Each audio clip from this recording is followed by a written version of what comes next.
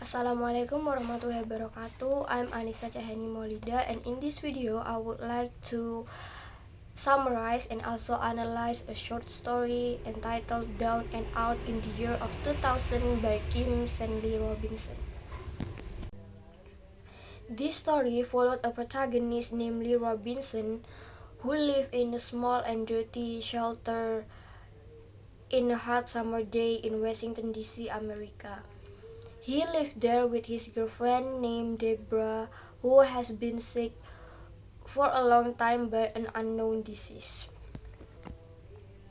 He tries to do anything so they both can survive, like he sells marijuana joints in a mall where there are many protesters and also soldiers with tanks.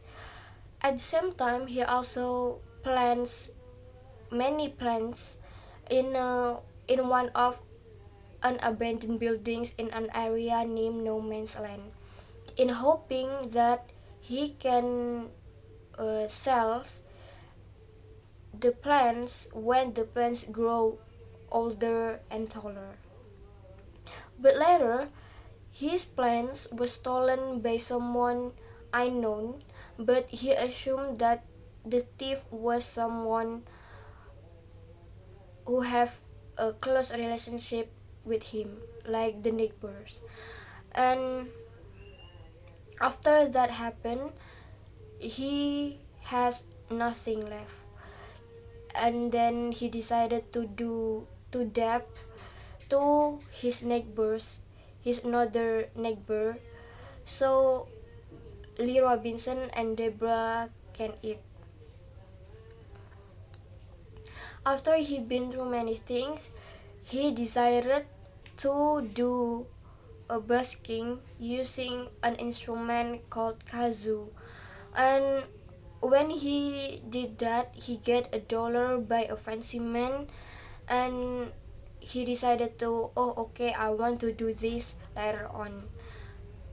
He keeps playing the kazoo even though one of his neighbors in the shelter complains about what he did. I think after I read this story have a strong theme in Marxism. So Marxist theory in science fiction is positioned as literary criticism, which examines class struggle, alienation, and capitalism's contradiction through the speculative future where the advancement of technology amplifies exploitation.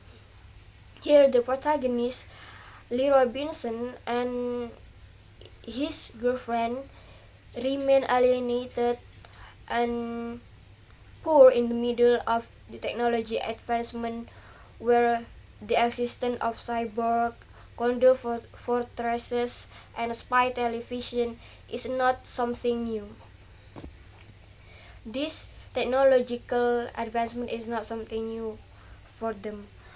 And the fact that he have to take care of his sick girlfriend Deborah, it reflects the societal sickness where no one can protect them.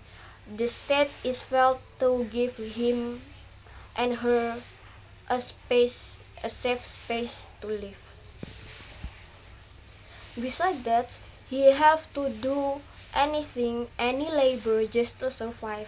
And when he started to have to think like Robinson think he can get more money by selling plants, at the end the plants was stolen by someone unknown. It reflects that the labor he did is not worth the fight. The result of his labor is not as good as his efforts. It means that he lived in very exploitative environment, and where the labor of his is not really resulting something good. At the end of the story, he decided to do busking by playing an instrument called kazoo after he been through many things. Like he have to struggle more and more just to get $1 in his life. So it reflects that he the class struggle of his is really uh, really strong. He have to do many things just to get the bare minimum of life. So I think this story critiques how the advancement of technology is not always leads to a better condition, a better life, but what miss in this technological advancement is that the technology, only the elites who can use the technology and the means of production at the end, and the poor will remain poor and alienated and cannot enjoy the advancement of the technology in their surroundings. So I think that's all the analysis from me. Thank you. Wassalamualaikum warahmatullahi wabarakatuh.